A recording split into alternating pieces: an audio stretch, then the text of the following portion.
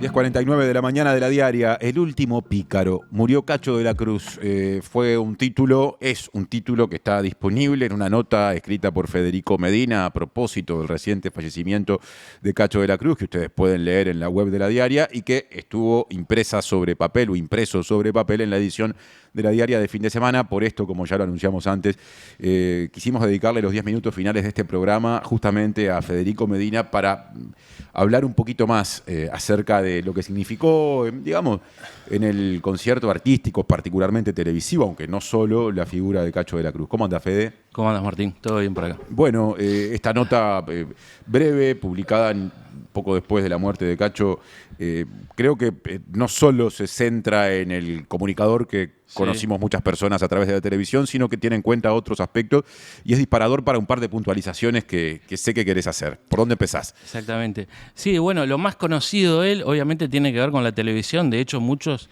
lo han denominado señor televisión. Entonces, a través del show del mediodía y sobre todo Cacho Bochinche, tuvo su mayor popularidad. Pero yo quería saber, algo sabía, pero quería saber algo más de qué había pasado antes, ¿no? Porque, bueno, obviamente el talento que tenía el tipo era totalmente asombroso y fuera de lo común, pero tenía muchas horas de escenario encima. En 1962, cuando arranca en el show del mediodía. Me voy casi una década más atrás, 1955, bombardeo de Buenos Aires. Bombardeo de fuerzas antiperonistas para derrocar al gobierno de Perón, que no cayó ese día, cayó 3 meses después, ¿no? Exactamente. Cacho de la Cruz ya trabajaba 15, 16 años, ya tenía vasta experiencia en cabarets, clubes nocturnos y en algo muy particular que él, digamos que adjudicaba a las buenas ideas de Perón. Que era una ley que permitía que los artistas independientes o los que no tenían mucho trabajo actuaran entre 2 funciones de cine. Se le llamaba acto vivo. Ahí él arranca, si se quiere, esta cuestión del varieté, de un poco de mímica, un poco de música, un poco de magia, de las imitaciones. Cuestión que un día está ahí en el medio del centro de Buenos Aires, ese mítico día del bombardeo de Buenos Aires, y se tiene que esconder en el subte, que en ese momento deja de funcionar. Claro. Pasa horas ahí escondido como otros tantos porteños. Y bueno, digamos que ese día, cuenta él mismo, ¿no? Decide que tiene que hacer algo porque ahí la cosa estaba complicada. Y un productor artístico le sugiere venirse para acá porque, bueno, le dice la plata ya vale oro. No sé bien cuál era la equivalencia exactamente desde el punto de vista económico. Y se viene hasta acá, y mirá, y viene a parar acá a la vuelta, donde hubo un tablado, Juncal y Buenos Aires. Juncal y Buenos Aires, mirá vos. Con el jazz, obviamente, de la mano de su trombón, que él decía que lo usaba más desde el punto de vista humorístico que musical. De todas formas fue un gran músico, y ahí se mete en el mundo del carnaval, de lleno, ¿no? Juncal y Buenos Aires, me dejaste pensando, es acá en la esquina. Casi que podemos ver ese punto a través del ventanal. Estoy tratando de averiguar con Milita Alfaro cómo se llamaba ese tablado que aparentemente estaba auspiciado por un bar que podía ser el Tupinambá, pero creo que justo en ese año había dejado de existir o por ahí. Pero bueno, ahí arranca la proliferación de los tablados por todo Montevideo y también por todo el Uruguay. Él llega a hacer con Roberto Capablanca 21 tablados en un solo día. Ajá. Mucho antes de meterse en la televisión. Sí, claro. Entonces hablamos que ya en ese momento él tenía la posibilidad de conectar con la gente, de ver qué funcionaba y qué no, prácticamente todo el día y a toda hora, porque además era un octámbulo. Y de conectar con las expresiones más populares del humor de las 2 orillas del Río de la Plata. Porque pues, sí, está bien, hay mucha similitud entre la cultura uruguaya, o si queremos la montevideana y la porteña, pero también hay diferencias, no son lo mismo.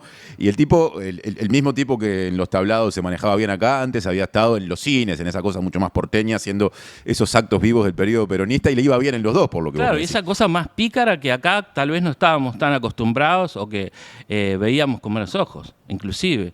Y hablando de esa popularidad que vos decís, cuando él entra a la televisión, también mete al carnaval de lleno, un poco sin que nos diéramos cuenta, ¿no?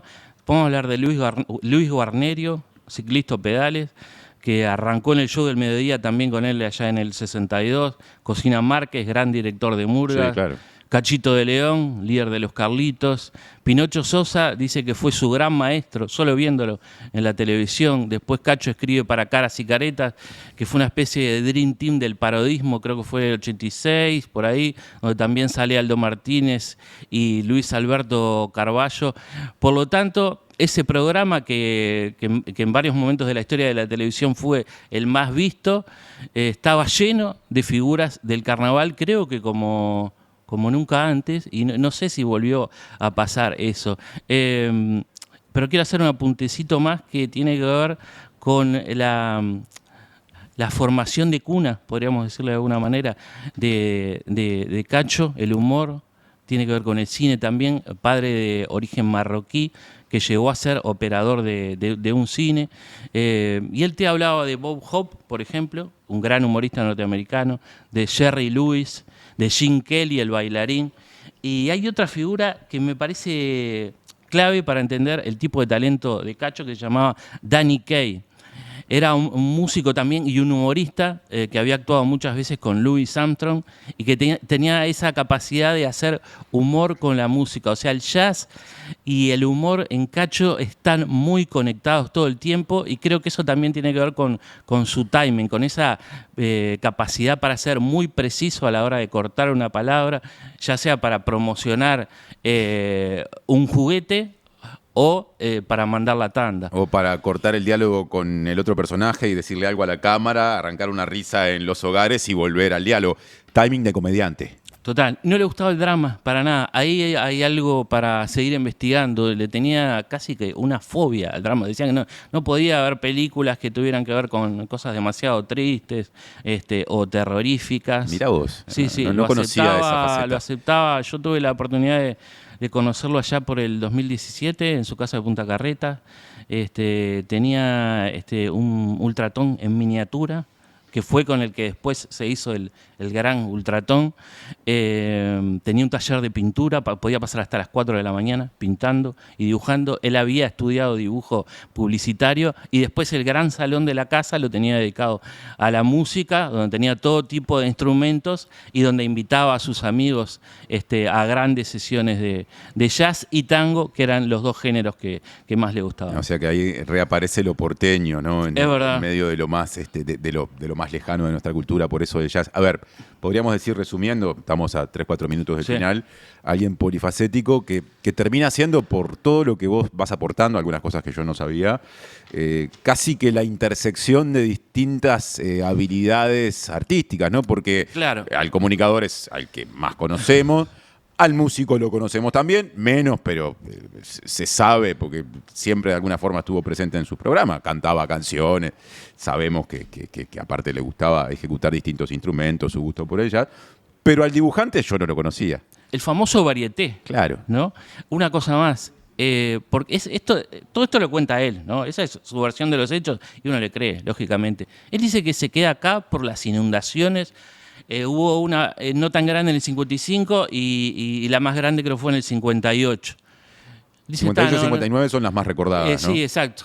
Dice, no tenía posibilidad de volverme, no sé si es muy creíble, pero bueno, él también ahí tiene mucha precisión para narrar su propia historia. Bueno, el bombardeo, ¿verdad? Me tengo que ir de acá, las inundaciones, me tengo que quedar acá. Además decía que no había mejor teatro que el uruguayo, y tenía para comparar. Mirá vos, esa es toda una sentencia, ¿no? Sobre todo viniendo de alguien que conoció la vida cultural porteña, siempre muy intensa y con una gran cartelera artística. Sí, ni que hablar. Él tenía una relación con su carrera artística muy ligada al laburo. Él decía que era, literal, todo mentira, ¿verdad? Que todas las luces, la fama y todo mentira, decía. La fama es puro cuento, dijera Vieja Viola. Y bueno, ya que el tango le gustaba con esa referencia a un tango, si no me equivoco, uruguayo, cerramos este capítulo de recuerdo que tomó como disparador la columna o el artículo que vos publicaste en La Diaria el fin de semana acerca de alguien nacido en Argentina pero adoptado por el Uruguay, que se quedó a vivir en el Uruguay. Lo agarraron los bombardeos contra Perón y las inundaciones. Habrá mucho de realidad, capaz que algo de simplificación, pero lo cierto es que de ahí en adelante, y son décadas enteras, se volvió alguien absolutamente representativo del ámbito artístico en un sentido amplio y de la tele en particular. En la radio normalmente, muy escuchadas las columnas, está mal que yo lo diga, pero bueno, la columna de Rubén Casco, la columna de Daniel Figares, te escuché, lo voy a Martín, en fin. Así las que hiciste acá, las desarrollaste exactamente. Bienvenida esa escucha y esa vista, supongo también. Pero bueno, sí, ahora te dicen te vi, te escuché, pero es muy interesante recibir esas devoluciones, a veces de vecinos del barrio, por acá nomás. Qué bueno. Bueno, retribuimos con un saludo a toda esa gente que nos sigue y que te lo hace saber. Y te esperaremos por acá, Fede, a futuro con otras miradas con respecto a la radio, que es tu tema fundamental, pero otros hechos que se vinculen con los medios de comunicación, porque sabemos que eso te gusta hacerlo, lo haces muy bien y nos dio justamente pie para, a través de tu trabajo, hacer este pequeño recuerdo de Cacho de la Cruz. Bárbaro, fantástico, decía Cacho. Dijera Cacho de la Cruz. Hasta la próxima, Fede.